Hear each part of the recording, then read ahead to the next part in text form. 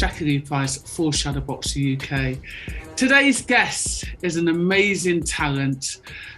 She is the new under 57KG England boxing national champion, Sameenah Toussaint. How you doing? You all right? I'm good, thanks. You're looking well. Thank you. Cheers. You're looking well. So, straight back in the gym from Monday. You're crazy. Have you had a chance to celebrate at all? I think I'm going out for dinner tomorrow, so that'll be my chance to celebrate. Put on a couple pounds. Hey, listen, you deserve it. You really, really deserve it. And I guess you've got your eye on the prize for January, which we'll talk about in a bit. Yeah. So, listen, let's talk about Saturday. I thought it was absolutely brilliant. You looked really nice and relaxed. So I've known you a while, and you look really nice and relaxed as you were walking to the gym. You were owning the space. You look quietly confident. Am I correct in thinking that? I mean, I might have looked confident, but obviously I was very nervous just because of the enormity of the actual event. But no, I try and put on a confident front, but I was nervous, yeah. Oh, I've just blown your cover then, haven't I? Sorry. I just blown your cover. No, you look good. You look good. And I tell you what, so you were fighting against Ronnie Dean in the finals of the England boxing, and straight from the get-go, I mean, listen, she came out the gate and put the pressure on, and from the get-go, you were using those angles. Did you guys know that she sort of applies that level of pressure before you headed into the fight? I mean, I watched her fight the week before in the quarters and the semis. Not live, I watched it on the iPlayer. But so I was sort of studying her. Me and my coach were looking at her and saying, "Oh, like she's a front foot boxer as it is." And obviously, if she's to compete against someone like me, I don't like the pressure. So like their coach probably said, stick it on her. So I was prepared. I'll try to be prepared. Because we all know you like to keep it nice and long, don't you? And you're very, very good at that. But also you've got a good pair of feet which gets you out of trouble. And I agree, you probably went, do you know what, stick it on her. And she did in the first round. And I felt a little bit like she just wasn't giving you any time to breathe. But to the untrained eye, that might have looked like she was ahead because she was throwing loads of punches. Would you agree?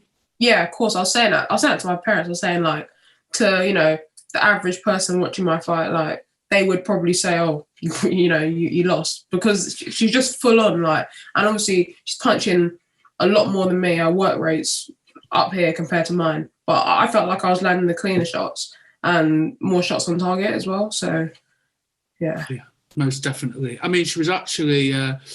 she did catch you with a few eye-catching shots. However, coming into the second and definitely the third round, you'd got her measure, and you were really, not only were you spinning off, when you were going back into attack, they were just on point. Thanks, yeah. Just on point. So listen, I know that you've moved from Northolt earlier this year. It's been a difficult year, let's just put it like that. I mean, you're now at New Kings, is it New Kings Boxing Club, isn't it? Yeah. New Kings Boxing Club. How long has it been between that transition from leaving Northolt to Brian setting up New Kings and then, of course, you winning your national title? I mean, so obviously we had lockdown at the start of the year while I was at Northolt. So Northolt was really good. And I was doing like Zoom sessions and, so I was training with Northolt. And then I got the GB call to go do assessments in April.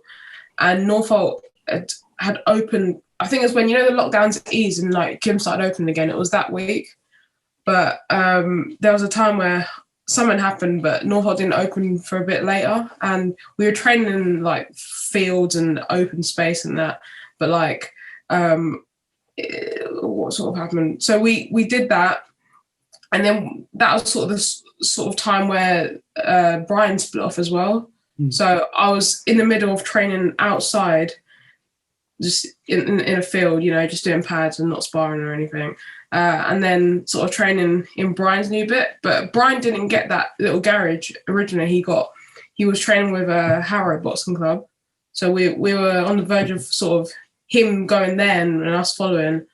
So there's a lot. It was really uncertain in that sort of between maybe April and June, July. So I was sort of hopping around between clubs. I wasn't really getting the right training because I just wasn't settling. But yeah, once we moved into the garage, New Kings, it started getting a bit more, like settled. And even though it was very small, like there was only, obviously you've been there, the ring takes up 3/4 of it. So there's no floor space. We train out, just outside of that. It was quite manic, especially when there was more than, say, 5 people in there. But I feel like I could have got better preparation. But to be fair, for me to have, won these nationals with the sort of circumstance that I was in, I think I did quite good. I do as well. I mean, like you said, I did come to that gym. And one thing that made me smile about it was, the passion that Brian's got, and he never let that little small space stop him from achieving his dreams and continuing to achieve his dreams. That's the first thing. And just all you guys, the participants that believed in him and just kept going. And because I'm sure there must have been times that you thought, oh, I've had enough of this. Yeah, like, sometimes it just gets so crowded and like you'll have no bag to go on, that it's raining outside so you can't skip. And like, they're sparring in the ring so you can't shadow. So you're just standing there, you don't know what to do. But, it's had its ups and downs, but at the end of the day, it's got me to the finals. And yeah, what can I say? Yeah, exactly. And if you can perform under that pressure, the next sort of part of your journey is going to be easier, don't you think? Yeah, exactly. And January, I know you were saying that you've been up to GB already. They keep having a look at you. They keep sort of keeping you on your toes. You're back in January, aren't you? Are these the final, after you've had this assessment, are they finally going to let you into their secret about who they're picking for the next team? I'd like to think these are the final ones. I mean, I've been going up there maybe every other month since April this year. So it's coming up to a year sort of on this assessment sort of program. But yeah, I've got a 4-day camp in January and a 4-day camp in February, start of February. So I reckon these will be the final 2 sort of deciding ones. Let's hope so. I hope you guys find out in January, because it seems like a really, really long process. The other thing that I wanted to ask you, so you were telling me you're working as well, so you're trying to juggle work with your training, with going up to Sheffield, and is that what's going on there? Yeah, so I just started I had a job during the summer, but I didn't last long there. I didn't really like it, but I started. it was like in a dry cleaners. I used to iron 5 hours flat out. That wasn't for me. I was getting backaches and that, so I had to quit that. But I started a job at Boots a couple months ago, so it's full time for 5 days a week.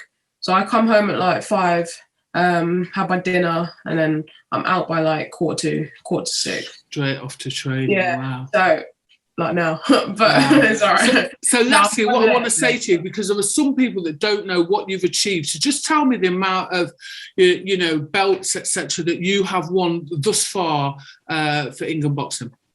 So I won the schoolgirls twice, where I got the golden gloves, 2015 and 2016. 2017, I won the junior AVAs, where I got the belt. And the same year I won the NAGBCs. 2018 I got a bronze in the Europeans. 2019, oh, that was an off year for me. I didn't get anything. And then, you're taking a break. Yeah, something like that, yeah. And 2020 I won the youth belt. Wow. Also, 2021 the national amateurs. Absolutely. I mean, listen, it's been consistent for you, and thus far, you know, congratulations. I've been watching you for a long time, and you're a real talent. Oh, and Bawazi. Oh, yeah. Saturday night, Bawazi came and congratulated you. Just tell the viewers about that experience. It was. I wasn't really sort of focusing. I was. You know, I just come out the ring, so my head was all over the place, and obviously I was full of emotions and that. But I just came out with my belt to like speak to you, and I think you must have said, "Oh, like someone said well done" or something. And so I sort of get up and sort of turn around quickly to shake his hand and say, "Oh, like thanks, mate," or whatever. And then I kind of double take, and then I'm like, "Hold on a second. Who's that?" But yeah, it was your face. It was brilliant. It was a picture. Oh! Yeah. Did he have any words for you? Words of wisdom? He just basically congratulated me and said like I heard you did really well and that. Put me on his Instagram story. So. Oh wow! Nice. Yeah. Very good. Very good. Well, listen, I know you've got to get off to training right now. Thank you very much for giving us your time. Thank you. I'm not letting Brian use me as an excuse as to why you're not at training. Well, actually, I'm going to my old club. Just to say thanks and show the belt. Then I'm going to go to Brian's later. Yeah. But, yeah. That's brilliant, actually. That's really good. Thanks ever so much for giving us your time, and Merry Christmas as well. Oh yeah, and you, Merry Christmas.